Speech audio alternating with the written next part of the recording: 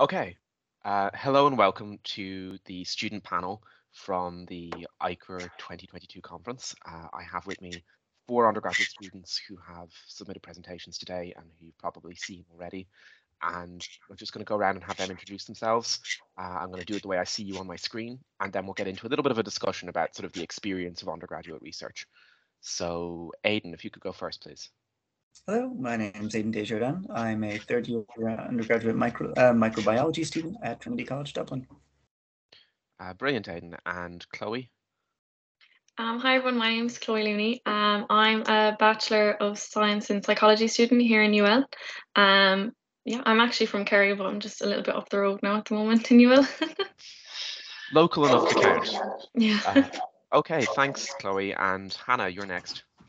So hi everyone, my name is Hannah.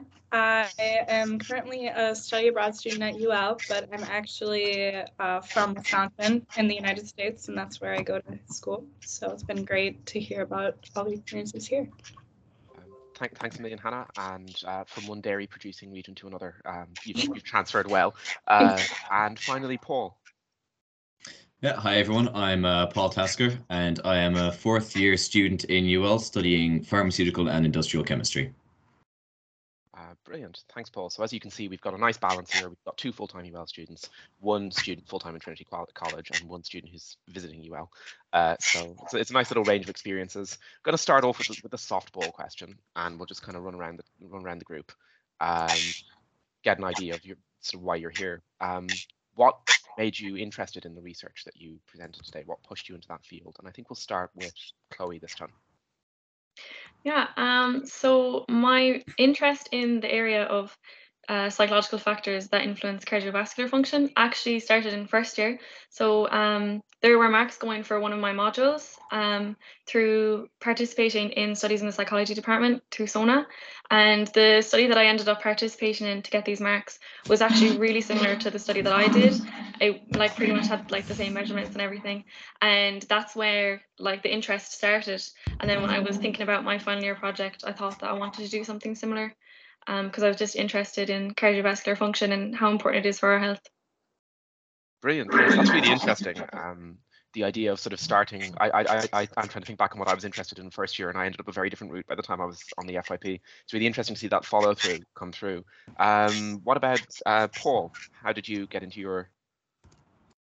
So I suppose it started off with me being an enormous nerd when I was in secondary school. I was very, very big into computers, hardware mostly. And there was a distinct video that I watched from a YouTuber that I was a big fan of that looked at the recycling of computer hardware.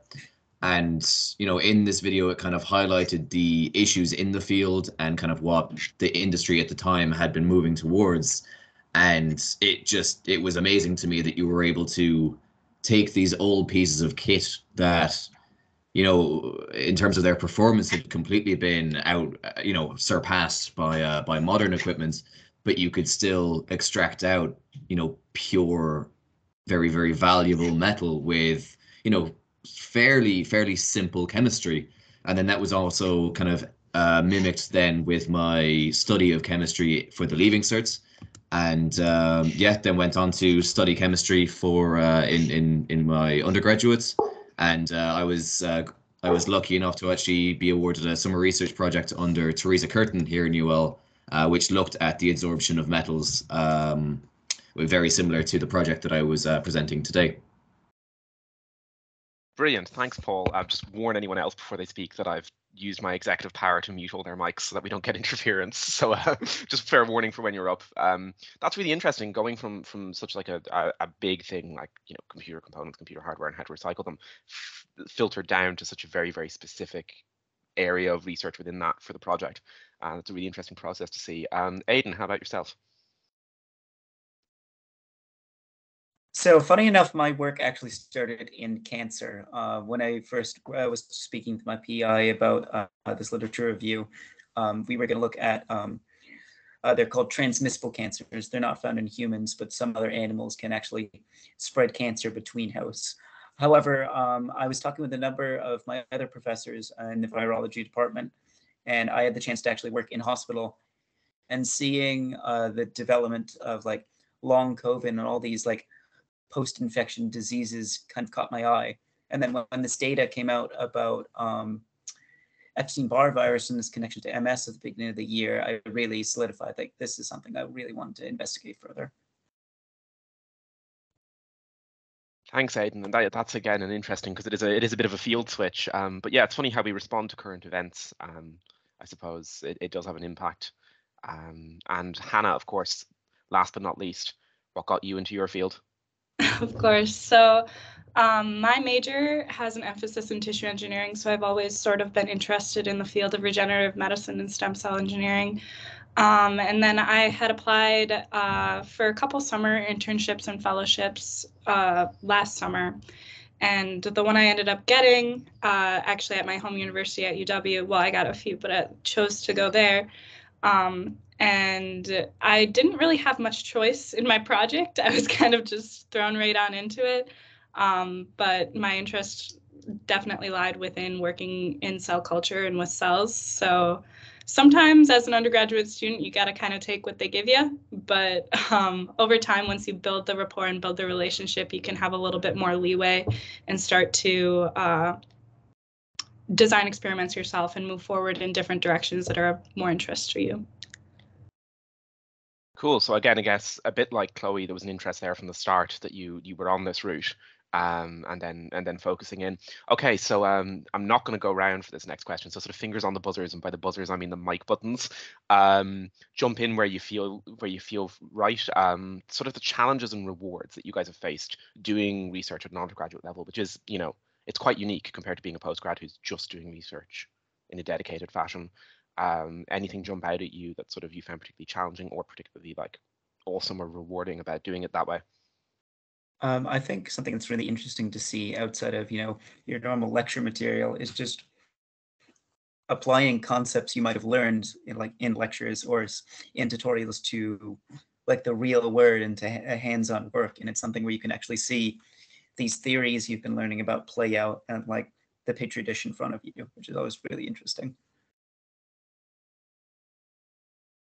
Yeah, I definitely agree with that. I also think that the biggest challenge as an undergraduate student is it can be really intimidating walking into a lab with a bunch of experts and people who are like have been in this field for years and years, and you have absolutely no idea what you're doing or anything about how to use a pipette, even when I first entered the lab anyways.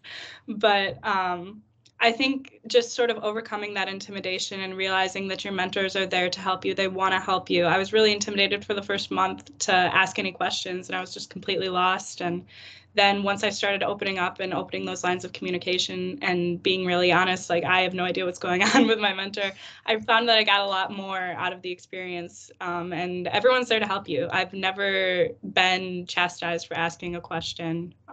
And that sort of removed the intimidation for me. Yeah, definitely. I suppose to mimic what both Aidan and Hannah were saying, obviously I found that when you were in kind of secondary school, there is a bigger emphasis put on learning things off rather than the actual application of them. So, you know, I'd say if I sat anything from the Leaving Cert again, I would probably fail everything because I've forgotten it all, because that's the focus of, or in my opinion, that's the focus of it. But then, you know, you come into college and it's kind of hard to shift from that emphasis of I'm learning this off to do well in my exam towards I'm learning this off because this is actually a concept that I'm going to use. And again, when you're going into your undergraduate labs, you walk in and there's, you know, in my case, there's 3 or 4 different lab techs. You've a really well written SOP in front of you detailing everything that you're doing with background theory. And then you go into your FYP and you look around, you go, what the hell am I doing here? I haven't a clue. And, you know, it's building up that confidence and being able to say, as Hannah was saying, I'm sorry, I don't know how to use this bit of kit, or I'm really unfamiliar with this. Could you go over it again? Because in the long run, it's far better for you to be asking questions and hold up your hands and being honest about your ignorance and your areas that you're unsure of than it is to, you know, not pretend that you know what you're talking about, but, you know, act kind of confident. And then 3 months down the line, you go, oh, I've been doing this wrong. And, you know, it's far more beneficial to hold the hand up and go, yeah, could you help me out?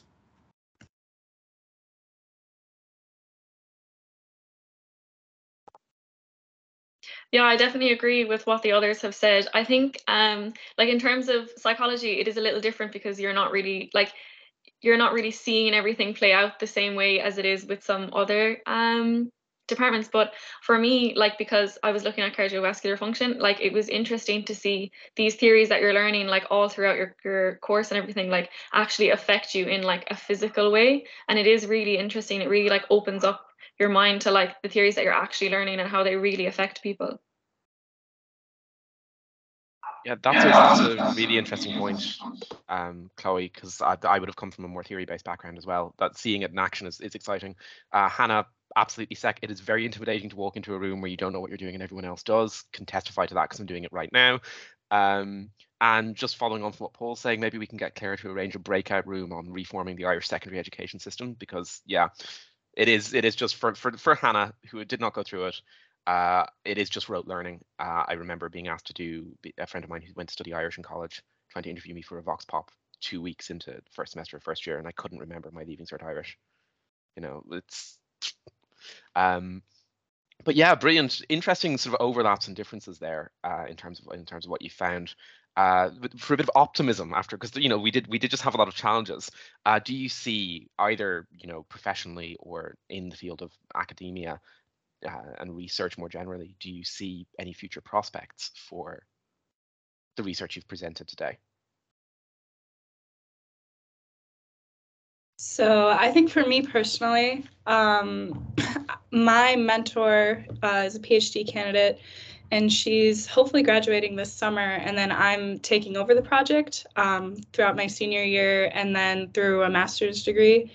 And then from there, I'm hoping to potentially go to medical school, and I really want to integrate research into that. I've found a genuine love for the thrill of scientific discovery and working in research. I think it's really important and it really motivates you. And it, like you said before, it's a way to take all of these things that you're learning in class, which sometimes seem completely pointless, like why am I learning this? It doesn't make any sense, and actually apply them to real world things and help others. So I definitely see myself continuing in research.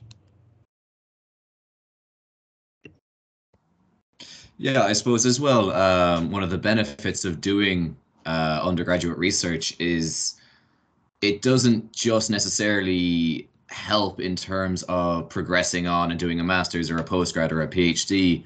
You know, it teaches you to be self-sufficient and to, you know, look at something and then take a step back and go, well, you know, is that set up properly? Am I asking the right questions here? Am I answering those questions in, you know, the easiest to the way that is going to produce the best questions?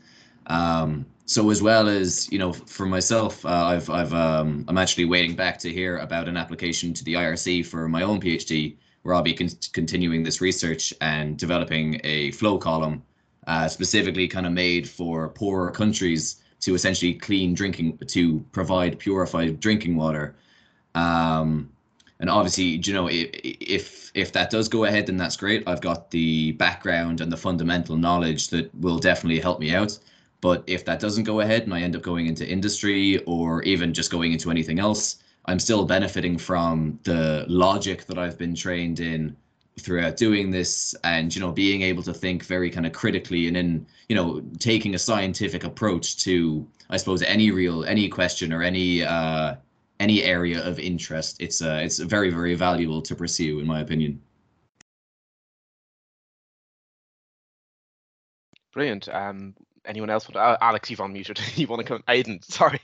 Long day. Oh, I was just gonna add on that, like, I'd have to definitely agree with Paul there, in that I think through doing this work, I found that I have a real genuine passion for virology and the impact of viruses that have on our world, as we've so clearly seen in recent years. But I think it's just getting a wider perspective in as part of your work, and seeing that, okay, just this one piece here could definitely fit into a larger narrative. I mean, like I mentioned, my background's actually in global health, so seeing that, like, diseases aren't just that initial outbreak; they're something far more bigger, far larger and more complicated, and really addressing all of those like additional factors is really important. So I think that I can use that skills jump into the next stage of my career, hopefully a PhD.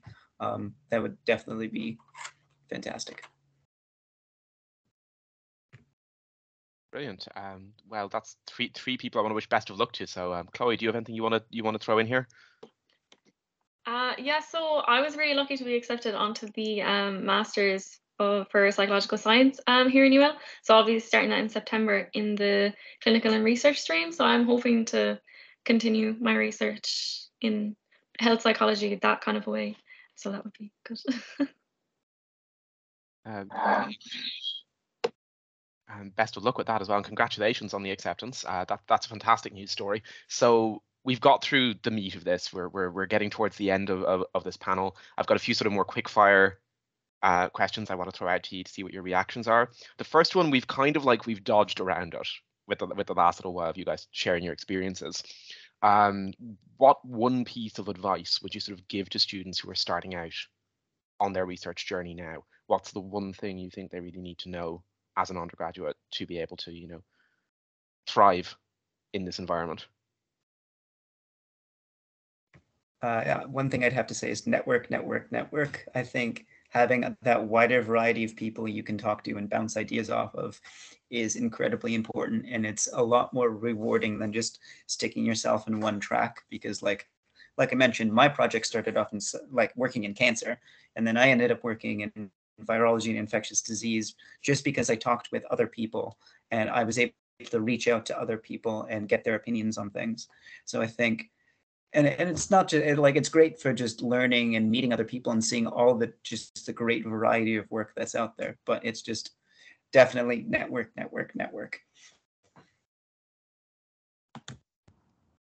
Yeah, I would also agree with that as well, because for you to, for myself, obviously most of my interactions with people arise from people in my own study. In particular in UL, it was a general entry in first year, which then separated into 4 different exit streams. So, I can speak to people from environmental science or biochemistry or biosciences, but even aside from that, it's very beneficial to kind of be able to see the forest for the trees, in a sense, in that I could be dead set on a particular question that I want to ask or a particular question that I want to answer. And then you step back and, I'd be talking to my friends that are in, say, Bachelor of Arts degrees, and, they kind of raise the eyebrows and go, oh, is that about right? And, it would make me realize that I'm so kind of focused on the chemistry aspect of it that I'm, neglecting the fact that from an outside perspective, maybe things aren't the case, or I'm being particularly ideal about certain things or whatever. So absolutely, yeah, keep an open mind, and absolutely as well acknowledge the fact that research is not this one set kind of linear path. It's very, very dynamic. I started off looking at, it started off as a literature review, looking at the removal of metals, and, just purely, in a sense, I suppose, out of interest. And now I'm looking at, developing a piece of technology that is going to give people from poorer or middle income countries the ability to have, guaranteed safe drinking water. And, I've gone from my degree, which is technically a pharmaceutical chemistry degree or an industrial chemistry degree, almost into an environmental science side of things. So, it's beneficial to have people in environmental science or in economics or networking or whatever to be able to talk about different facets of research with these people. Yeah, I definitely agree. I think research in principle is interdisciplinary. Like, you need to have connections across different fields to be able to come up with anything of note out of your research. Excuse me.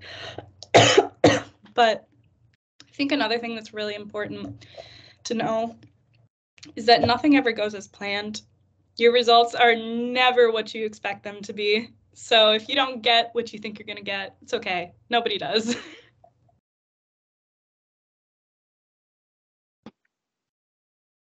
Yeah, I definitely agree with what the others have said. And for me, just to echo what Hannah said earlier, one thing that I would definitely do differently is really make use of my supervisor and ask all the questions, because there were plenty of times where I didn't really want to bother him and I was trying to figure things out on my own, and eventually you do figure it out on your own, but it just saves time and so much stress to just ask the question and not be afraid, you know, because they really are there to support you and to help you. So you just need to pick up the courage and ask them the questions. Fantastic words of wisdom there, guys. Thank you so much. Yeah, good advice all around, I think. I'm going to give you guys again just a quick second. We've already touched on this again, but just for the sake of you guys are here, you have your platform, you have a captive audience.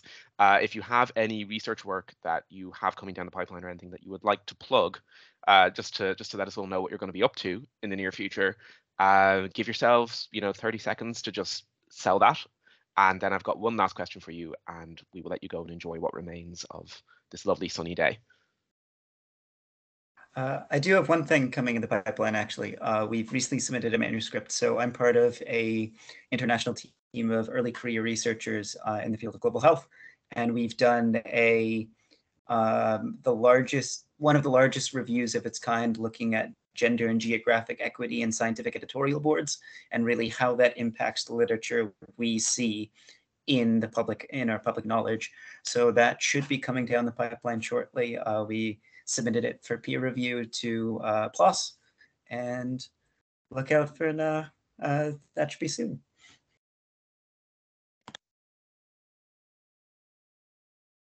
Well, best of luck with that, Aidan. Congratulations. Does anyone else have anything? Is Paul melting any computer hardware, or anyone else want to throw anything? Not yet, no. The IRC application should be hearing back in the next few days, so keeping my fingers crossed for that. But as you know, I'm mostly just rotting away in the library doing my FYP. So slowly but surely, but we're getting there. We're getting there. And Chloe, you are going on to the masters here. So do you have an idea where within the field of health psych you're going to focus on in that? I haven't really thought much about that yet. I'm trying to just kind of take it as it comes. But I do really want to mention there's two studies that I've been working on that I just want to mention really quickly. The first is a paper on it was looking at depression symptoms following cognitive behavioral therapy and 3 different antidepressants. And that was actually published in February in Psychiatry, Frontiers in Psychiatry. So if you're interested in depression and the efficacy of different treatments, definitely check that out, because it's good. And then I'm also working on a project with Confirm Smart Manufacturing at the moment, and we're looking at the public's perception and awareness of smart manufacturing in Ireland. So that should be coming on shortly. Hopefully, we just got ethical approval now, so it might take a little while, but we'll definitely see it in the future, hopefully. Fantastic stuff. I saw some applause from the audience and indeed from the panel there as well. Congratulations. And Hannah, I know you wanted to jump in as well, so. Yeah, it's all good. I am looking forward to my research has just over the past year moved into using human cells and human plasma. So I'm really looking forward to continuing on that research. We've got a manuscript in publication right now submitted, so hopefully be published soon under review to detail some of our initial findings. And then we're going to continue on and sort of delve a little bit deeper into the specific mechanics of skeletal muscle aging. So there's a lot of exciting stuff coming in the next couple of years there too. Brilliant, fantastic. And I think I'm just going to underscore again for the audience, these guys are not postgraduate researchers. So all of this cool stuff you're hearing they're doing, all the publications, all the research work, they're also doing taught modules and assignments and exams. So this is actually really, really impressive. And I wish you all the very best of luck. I am going to ask you one very quick fire question. You've had your conference experience now, and you've gone about it in different ways between the live and the pre-submitted presentations. Given that next year hopefully will be, I don't know, Aidan will have cured COVID, we might be able to run a conference in person. What would you prefer as a conference experience, the online experience or in person?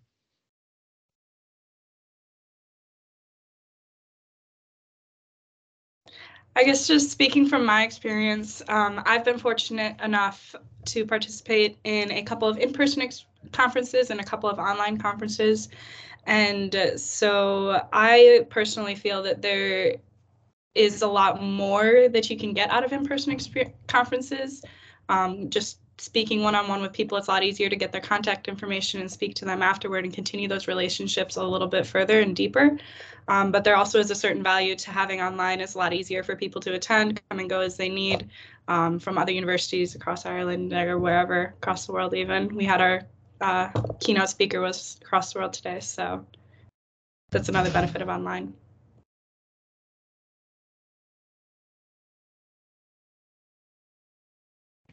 I'd have to agree. I think online conferences are definitely great for reaching a wider audience and talking to people from all around the world.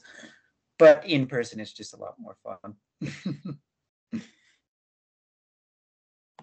And free food is always, free food is always. Free food is a very good thing. Yeah. Free food is very, very important to undergraduates everywhere. Free anything is very important to undergrads. But no, absolutely, in person, I think there's definitely more kind of maybe ceremony to the entire thing when you're going to a new place and you can feel the atmosphere and the vibe about, you know, the building where the conference is being held.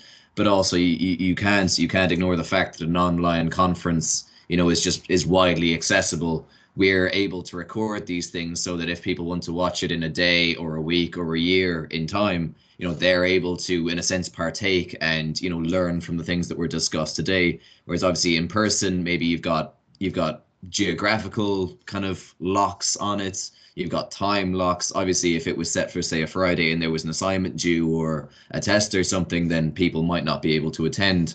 So definitely, I think in terms of accessibility, online is the way to go. But in terms of the actual kind of the event itself, I think in person is definitely is definitely a lot better, as both Aidan and Hannah were saying earlier.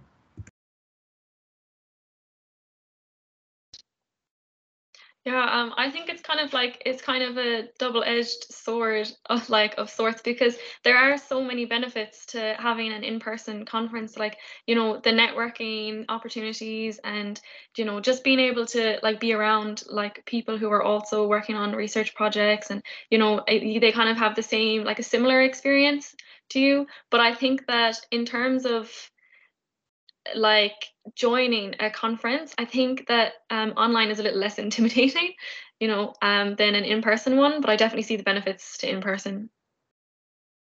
That is very insightful. I think, yeah, there's benefits to both, but I can definitely see, and I think it was you, Aidan, wasn't it, who said earlier, network.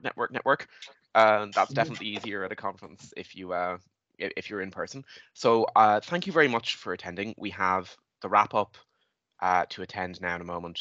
I will drop the link in the chat if nobody else does. It's the same link, so you can stay on here. here. Oh, so we can stay here. Okay, so we have the wrap up to attend. I would like to thank Aidan, Chloe, Hannah, and Paul for their time, for submitting presentations today, and for also volunteering to come and do this, which has been a really lovely experience. I hope everyone's learned as much as I have from it. You've been absolutely fantastic, and best of luck in your future careers, wherever they may take you. And, you know, if you move from virology to, I don't know, something else down the line, or accidentally cure stress, or whatever happens, best of luck. And I expect to see some computers being safely and ethically disposed of on YouTube in a few years' time. Thanks so much. Thanks very much, Declan. Cheers, guys. Thanks. Yeah, thank you all. Thank you. Actually, Declan, you can hit pause on the recording if you want. Again, I think it's just